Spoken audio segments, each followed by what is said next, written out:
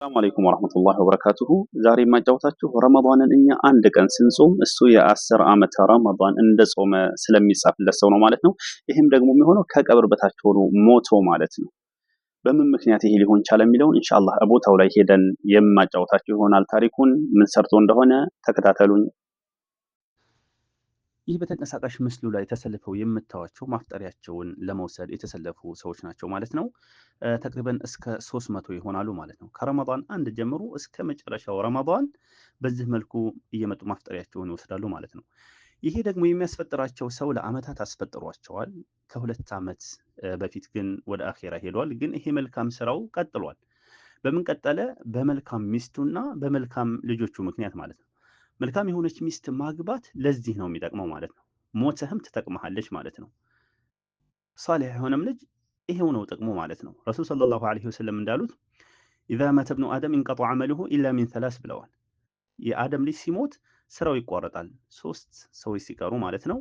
ከዛ መካከል አንዱ ወለዱን ሷሊህ የድዑ ለህ ነው።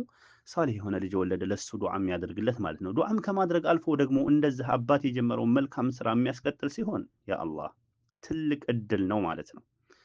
ትልቅ እድል ነው። ረሱል ሰለላሁ ዐለይሂ ወሰለም አንድን ሰው ያስፈጠረ አንድ ጾመኛ ያስፈጠረ የሱን አጅር ከሰውየው ላይ ሳይቀነስ ሙሉ በሙሉ ያገኛል ብለዋል። ያስፈጠረው ሰው ማለት ነው። 300 ሰው ሲያስፈጥር የ300 ሰው አጅር አገኘ ማለት ነው። 300 ሰው የጾመውን አጅር አግኝቷል ማለት ነው። ይሄን ደግሞ ወደ አመት ብትቀይሩት ወደ 10 ዓመት በአንድ ቀን ብቻ ማለት ነው። በአንድ ቀን 300 ሰው ሲያስፈጥሩ አንድ ሰው 10 ዓመት ጾሞ የሚያገኘውን በአንድ ቀን አገኘ ማለት ነው። 30 ቀን ሲሆን ካልኩሌቱን ራሳችሁ ስሩ ማለት ነው። ስለዚህ ሚስቶቻችንን ልጆቻችንን መልካም ነገር እናስተምራቸው በህይወት እያለን።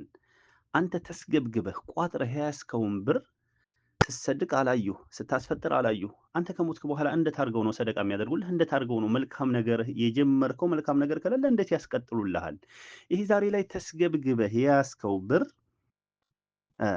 ነገ ከነገ ወዲያ አንተ ወደ አኺራ ከሄድክ በኋላ ያለፋበት ሰው ይዝናናዋል። ወይ ሚስትህን አግብቶ ወይ ደግሞ ሴት ልጅህን አግብቶ አንተ ቋጥረህ የሰሰትከውን ብር ያለፋበት ሰው ይበትነዋል።